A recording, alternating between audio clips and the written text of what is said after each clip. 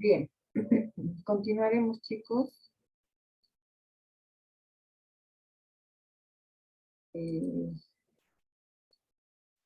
Los defectos generales que va a tener la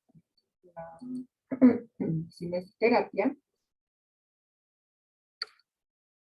van a estar en relación a todas las acciones que pueden suceder gracias al movimiento, pero en diferentes niveles. Puede ser en el hueso, músculo y articulaciones. No obstante, la mayoría de los efectos son atribuibles más que todo a la cinesioterapia activa. Entonces, los movimientos que emplea la cinesioterapia va a tener primero una modalidad de tratamiento que es la más empleada en la medicina física y rehabilitación. A través de la cinesioterapia se puede tener una especificidad de tratamiento y podemos plantearnos los objetivos terapéuticos. Si los movimientos que se emplean son generalizados y son de suficiente intensidad, se puede aumentar el trabajo cardíaco, el consumo de oxígeno y existe una disminución de la resistencia vascular. Por otro lado, la actividad muscular activa la termogénesis, que se traduce en una elevación de la temperatura. Va a existir una adaptación circulatoria y respiratoria ante el ejercicio.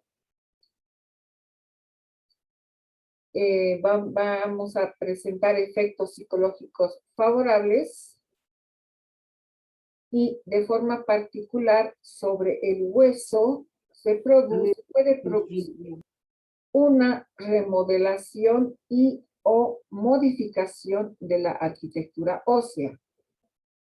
Esto gracias a las presiones y las fuerzas que actúan sobre el hueso durante las movilizaciones. Los principios básicos de la cinesioterapia, otra vez vamos a ver.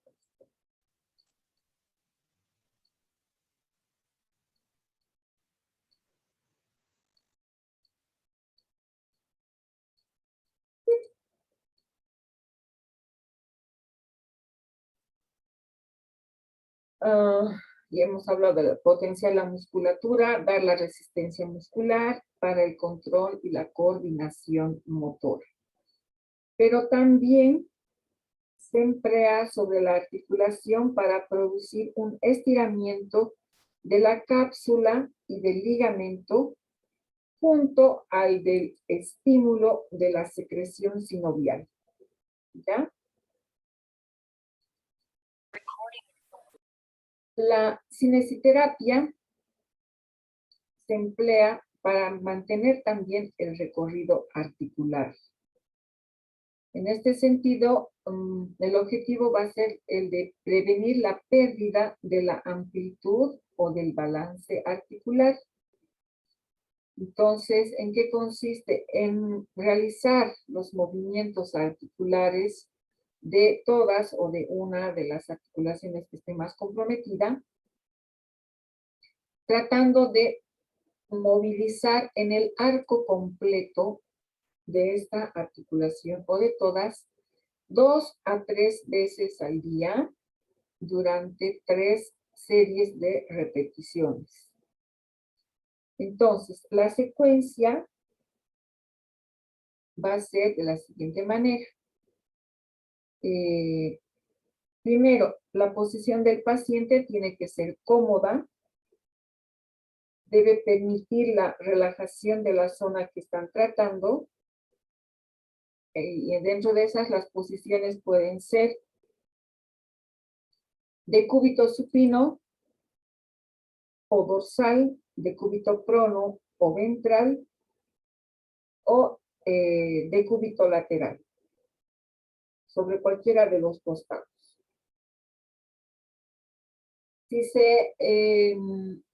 Si el lado que está afectado es el hemicuerpo derecho o alguna articulación del hemicuerpo derecho, el decúbito lateral tiene que el decúbito será lateral homolateral, o sea, el contrario. Y la otra posición va a ser las 3/4 partes ventral. Y el paciente se deja rodar ligeramente hacia adelante con el apoyo de los miembros contralaterales al decúbito. Podemos emplear también la posición de sedestación, la semisedestación y posiciones que son derivadas de cualquiera de las anteriores o una combinación. Para cualquiera de las posiciones, la posición del fisioterapeuta, del terapeuta, tiene que ser también cómoda, porque el fisioterapeuta va a ser el que va a dirigir, va a controlar, va a facilitar el movimiento y por lo tanto debe tener una posición que sea potencialmente activa, pero que no sea nociva para el tronco, para su tronco, ¿no? Para su columna.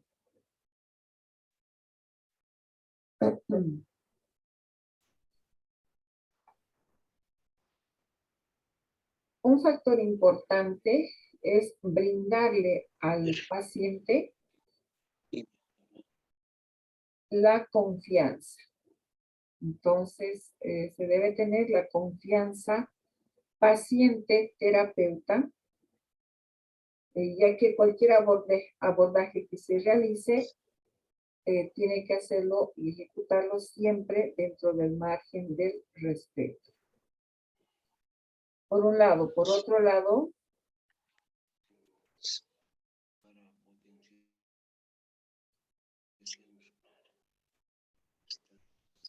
a ver. ¿Alguien quiere hablar? ¿Está sonando algún micrófono por ahí?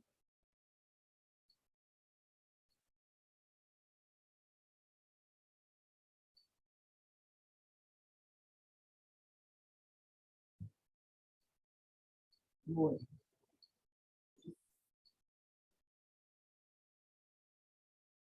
Ya.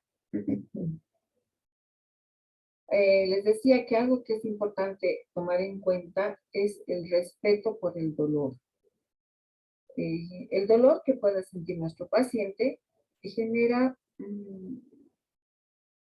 fenómenos defensivos como signo de protección, ¿ya? Entonces, cuando se aumenta la tensión muscular o existen compensaciones, estas van a ir en contra del objetivo que estamos buscando. Por otro lado, hay algunas personas, algunos pacientes que consideran que si les duele, se está haciendo un buen tratamiento, ¿no? Entonces, es necesario saber diferenciar esta situación.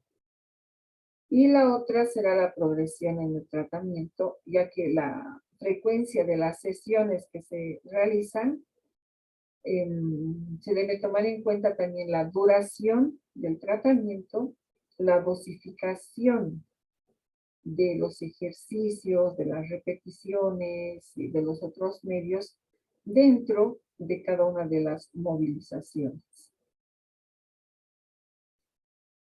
Entonces, cuando uno realiza la cinesiterapia con el paciente, debemos empezar primero con una movilización pasiva. Pasiva quiere decir que el fisioterapeuta hará la movilización, por lo tanto, no habrá intervención de la actividad muscular.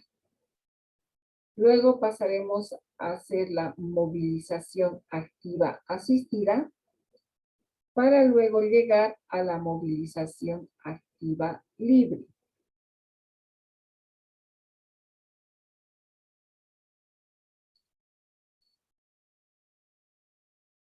Entonces, en la cinesiterapia pasiva, como ustedes ven, el paciente no ejecuta el movimiento, sino es el fisioterapeuta. Debemos saber cómo sujetar los segmentos para realizar los movimientos sin provocar dolor o daño. Y en la cinesiterapia activa, el paciente ejecuta sus propios movimientos y solamente el fisioterapeuta puede orientar, puede corregir este tipo de movimientos.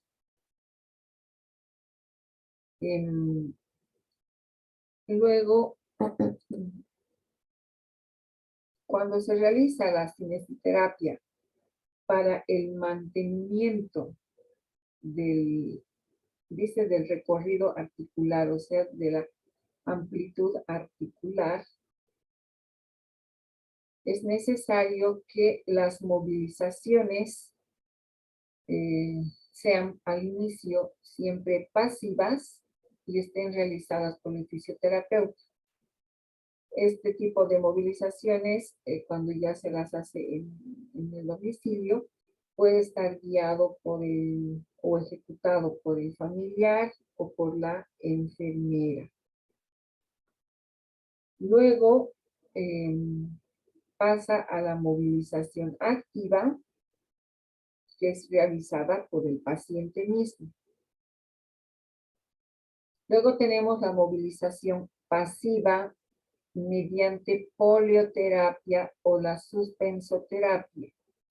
En este caso tenemos que emplear lo que se denomina o denominaba la jaula de Rochet y se emplean las poleas para favorecer el movimiento. Dentro de esto también empleamos la movilización con equipos, pero que en lugar de ejecutar el fisioterapeuta es el equipo, los aparatos los que realizan los movimientos en una movilización pasiva, pero continua.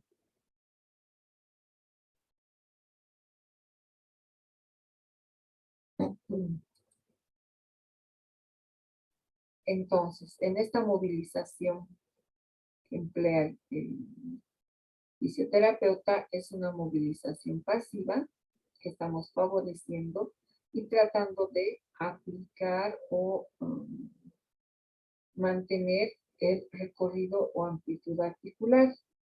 La otra que les decía, esta que vemos en la imagen de la derecha, viene a ser la jaula de Rochet, la camilla, y se emplean las poleas. ¿Por qué tiene esta forma de jaula? En esta red es donde vamos a sujetar estos dispositivos y generar las poleas para el movimiento que nosotros deseemos trabajar en el paciente. Y los otros aparatos, la aparatología, no solamente es la aparatología eléctrica, como la electroterapia, sino los propios dispositivos o elementos que favorecen tanto el potenciamiento muscular como el movimiento articular. ¿Ya? ¿Tienen alguna pregunta?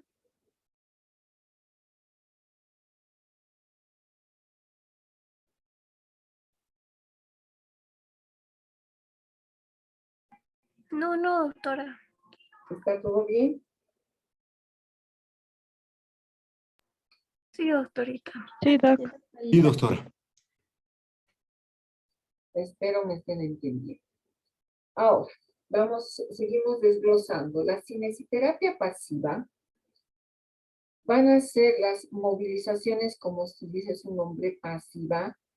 El fisioterapeuta es el que realiza esta movilización pasiva de forma manual, con el objetivo de movilizar uno o varios segmentos y también movilizar las articulaciones que estén interpuestas.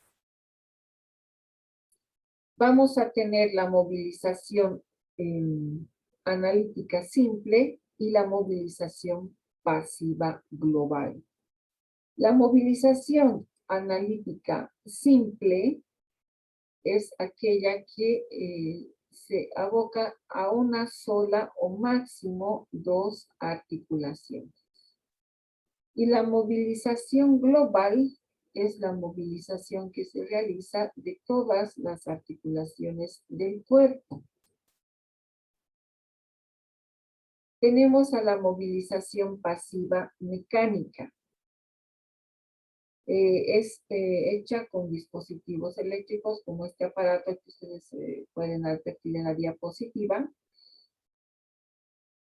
Se emplea sistemas de movilización motorizada y no puede haber mucha diferencia o no debería tener mucha diferencia con los sistemas manuales, ya que tanto esta movilización pasiva mecánica como la manual no deberían presentar ninguna diferencia en cuanto a su ejecución. ¿Ya? Luego tenemos la movilización articular autopasiva, la que se emplea también con poleas, pero con ayuda del paciente. Esta va a ser la movilización realizada por el propio paciente, que puede ser de forma manual o de forma instrumental con las poleas. En este caso, a ver, pensaremos, esta es una movilización instrumental con polioterapia para realizar el movimiento de flexión de hombro. Se trabaja con los dos miembros superiores. ¿Cómo sería si es que ustedes no contarían con este dispositivo, con este elemento, y tendrían que hacerlo de forma manual? ¿Cómo harían?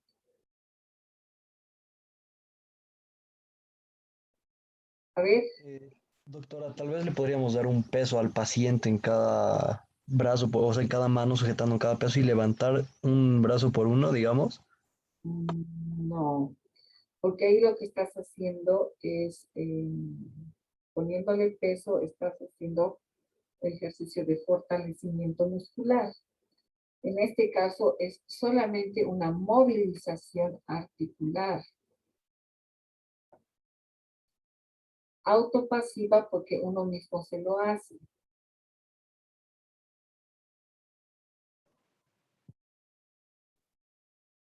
A ver, ¿alguien más que se anime? Suponer que tenemos este instrumento, Lisa. Perdón, perdón. Podemos suponer que tenemos ese instrumento y indicarle cómo es lo que tiene que hacer el paciente. A ver, con ese instrumento que les he mostrado en la diapositiva, entonces, por decirles, el paciente tiene afectado el miembro superior derecho. Se sujeta en la polea Y el miembro inferior izquierdo es el que va a ayudar. Entonces, este es el que jala y le va a ayudar. Se va a autoasistir. Si ustedes no cuentan con ese aparatito de las poleas, ¿cómo trabajarían en este caso del miembro superior? ¿Cómo trabajarían? Doctora, ¿podría ser que podamos poner una cuerda solamente para poder jalar y encima de alguna, o sea, algún alambre tal vez poder adaptar? Y si fuera en nuestro gabinete, digamos, podríamos poner encima de, ¿qué se llama? De un biombo. Puede ser. Otra forma.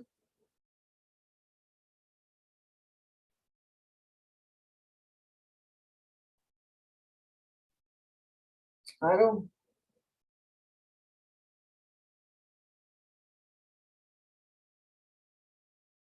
Aaron Yuga.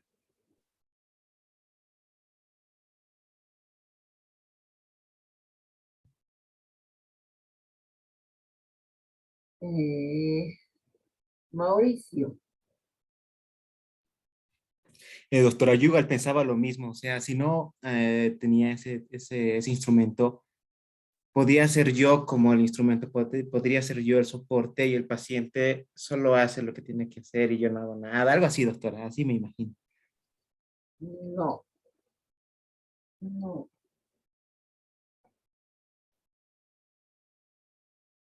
A ver, ¿alguien más? Doctorita, Sí. con las ligas que hacen ejercicios para las piernas, con eso podría ser, doctorita, un esfuerzo de jalar. Es lo mismo que la polea. ¿Dónde pones? Bueno, se supone que un extremo va a ir en el miembro superior que está afectado y el otro el que va a asistir. Pero ¿dónde sujetas? Si no tienes las poleitas, no se puede hacer en esa polea, la polea que les he mostrado en la imagen, tiene dos ángulos. No se puede hacer en un triángulo porque el ejercicio no sería este, sino sería este. ¿Hay diferencia? ¿Están viendo, chicos? Sí, listo. ¿Hay diferencia o es lo mismo? Hay Hay diferencia. diferencia, doctora.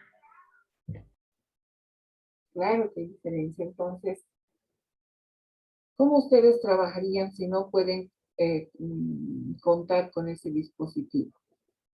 Doctora, tal vez entonces con nuestras propias manos, como que, o sea, no lo ayudamos a bajar y nosotros hacemos la fuerza con nuestros brazos, algo así tal vez. A ver, muéstrame. Oye, doctora, es que estoy en el celular de mi mamá y no tiene cámara este celular. No, tu celular tiene cámara. A No, ver, el de ¿quién mi se mamá, el de mi anima? mamá.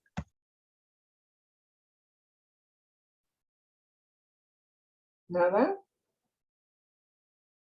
Ya, les voy a dejar de tarea solo por eso. Doctora, jalando tal vez, como decía, no sé, o sea, por decir, nosotros jalamos una mano y luego que baje el paciente, luego le volvemos a ayudar a subir, luego volvemos a bajar para poder rehabilitar. No, no. ¿Le muestro? A ver, muéstrame. Como si, como si estuviese sentado, entonces uno le jala y el paciente va bajando. Otra vez le vuelve a jalar y vuelve a bajar.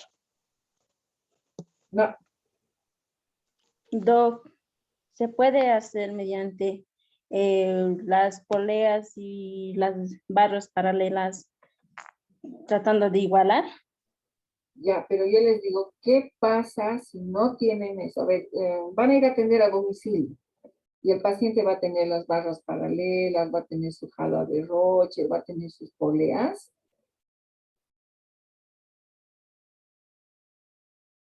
Además, que no se olviden que el paciente tiene que repetir esas actividades en su casa. Entonces, no se va a llevar su aparatito con poleas. El objetivo es de movilizar los miembros superiores. ¿no es cierto? Pero él no puede elevar. ¿Cómo harían?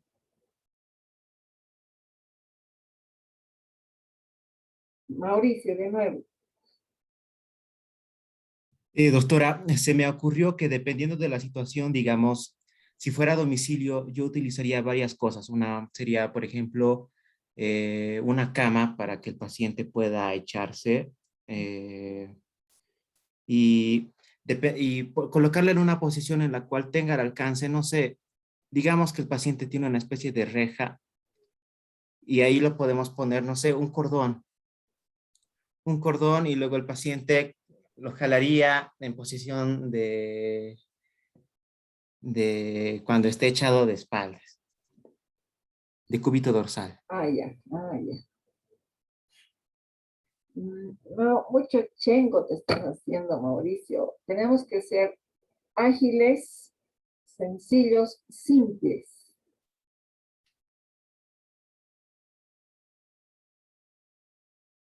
¿Nada? A ver, ¿quién más? Doctora, no sé, Sí. se me estaba corriendo tal vez el hecho de que muchos pacientes, bueno, tienen roperos más altos que ellos, ¿no es cierto? En este caso, varios pacientes, digamos, van a tener siempre cosas apiladas encima del ropero, entonces, tipo, utilizar como que un palo de escoba, un palo que pueda quedarse firme debajo de no sé, de lo que tenga encima del ropero, o sea, tipo, lo pones en el ropero, encima sábanas o algo así que aguante el peso y de esa forma, junto con un cordón o algo así, tal vez sí se podría realizar el ejercicio. O también hay algunas casas, bueno, algunos baños que tienen cortinillas y esa cortinilla está junto con un tubo y tipo se puede utilizar también ese tubo para trabajar, digamos. Igual te estás complicando y le estás complicando al paciente.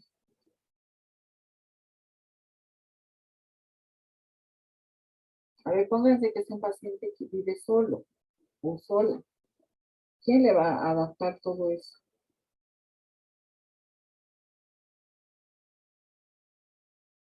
¿Verdad? Mucha imaginación, hay que tener bastante imaginación, les digo, chicos. A ver, Jesús. A lo que dijo mi compañero, tiene un tanto de razón porque los roperos son más altos que uno, miden casi 2 metros. Y en ese caso sería para que aguante el peso y para que solo sea el movimiento de los hombros, sería clavo, martillo, 2 puntos y una soga y ya está. Todos Bueno, tienen un clavo, todos tienen un todos tienen un martillo, clavo, todos tienen un martillo. Te cuento que no, no todos.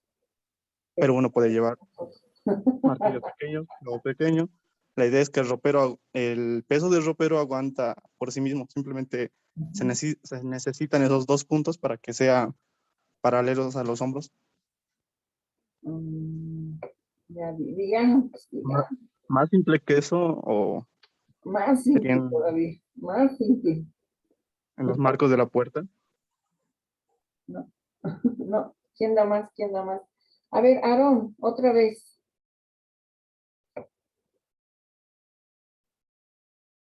Doc, no puede activar el micrófono, pero escribió en el chat. Sí, sí, he leído los del chat. Sujetarse en algo y estirar. ¿En qué se va a sujetar para estirar?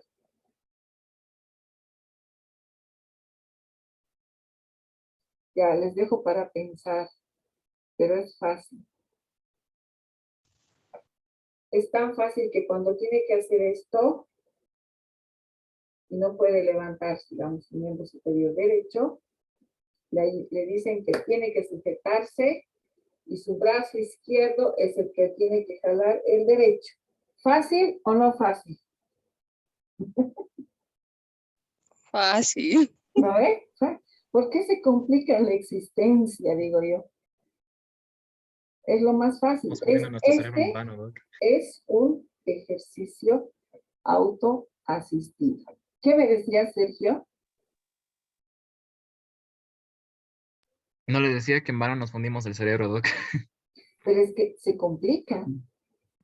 Pero es que dijo que cómo tendríamos que hacer en un espacio en el que No, Para no, eso no. le decimos, Yo les he dicho, ¿cómo ustedes reemplazarían esas poleas que puede ser que ustedes los tengan en sus gabinetes, en el consultorio, en el centro de fisioterapia? Ustedes pueden hacer las ruedas de hombro, todo lo que quieran.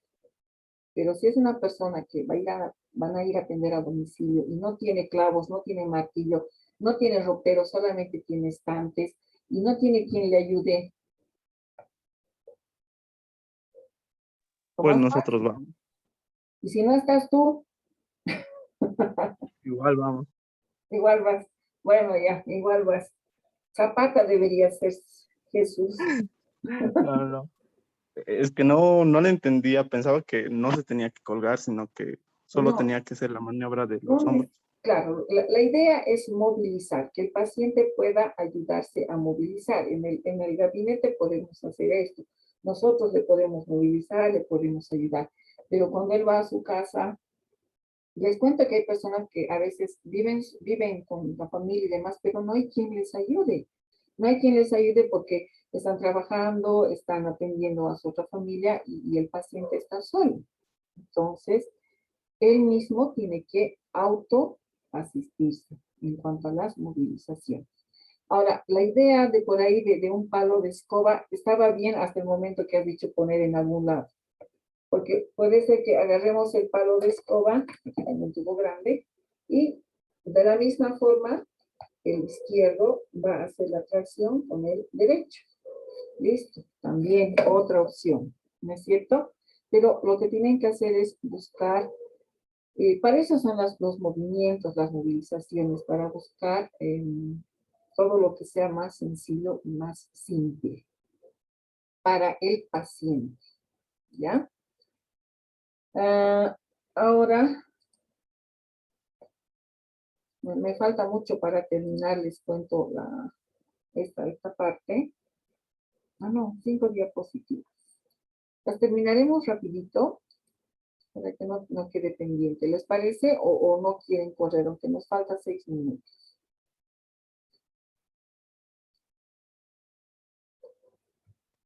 Pero deberíamos de terminar, Doc.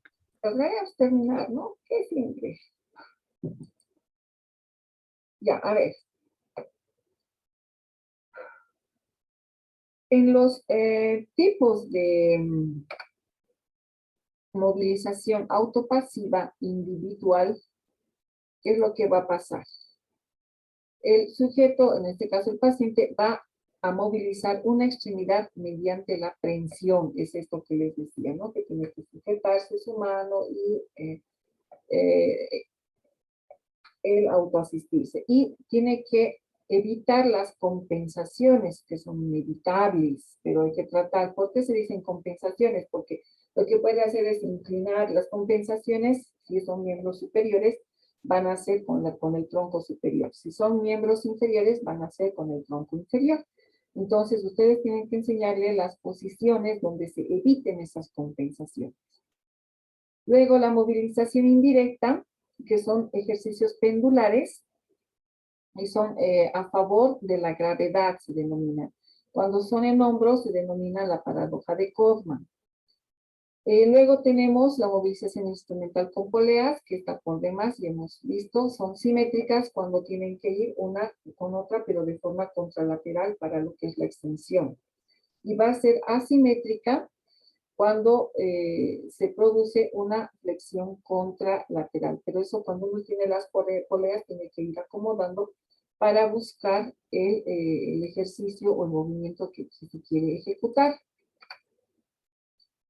La movilización pasiva forzada, esta es cuando requerimos ampliar de forma brusca, si quieren, esa amplitud, y lo que se realizan son las tracciones. Ahora, las tracciones pueden ser mecánicas y las tracciones pueden ser manuales. Ya son manipulaciones específicas cuando son manuales. Los esfuerzos que se van a hacer sobre las articulaciones con la finalidad de disminuir la presión articular. El efecto que se busca con esta atracción, con la movilización pasiva forzada, va a ser la de descompresión con una separación virtual articular. Y la decoaptación, que se va a buscar una separación física real. Ahora, en este tipo de movilizaciones, lo que les decía, tenemos varios tipos. La manual, que es la que, esta es una tracción manual. La mecánica, que se está con dispositivos. La motorizada, en este caso puede ser con un dispositivo que ejerza la tracción y por acción de la gravedad. Si es un miembro superior, será en posición prono con el miembro superior colgando o pendiente. ¿Ya? ¿Cuáles son las contraindicaciones de estas movilizaciones? La inexperiencia profesional, porque fácilmente podemos cometer una iatrogenia. La inestabilidad articular, en presencia de tumores, osteoporosis, en embarazo, en procesos infecciosos. Y si es en columna cervical, está contraindicado en el síndrome del latigazo cervical. La movilización activa asistida y activa libre están indicadas en pacientes que mantienen la función muscular y lo que se desea es potenciar el músculo y favorecer aún más su amplitud. La ventaja mantiene la amplitud o el recorrido articular, genera mayor fuerza y genera mayor resistencia o potencia muscular.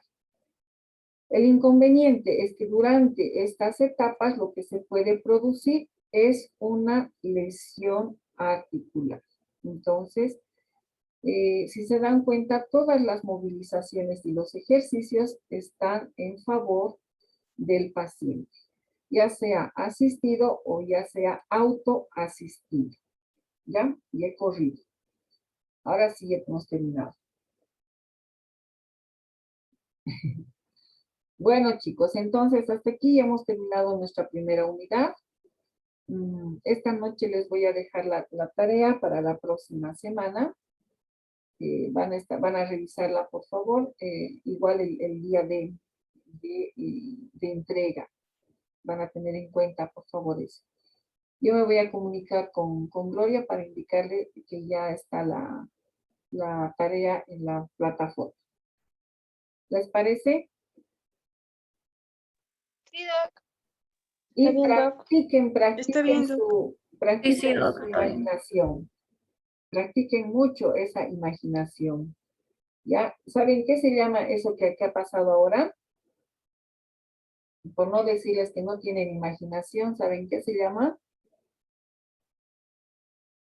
No, Doc. El síndrome del celular. Todo el tiempo están encajados en su celular y no hay. Así que los voy a retar a que estén. Ya se me va a cortar 24 horas sin celular. A ver qué pasa. Me cuentan la próxima semana. Es un reto. Está bien, por si acaso. Ok, doctora. Listo, chicos. Nos vemos. Bueno, Buen fin de semana. Hasta hasta luego, igualmente. Hasta luego, hasta luego. Doctora, Así es, Doc. gracias. Hasta luego. Chao, chicos.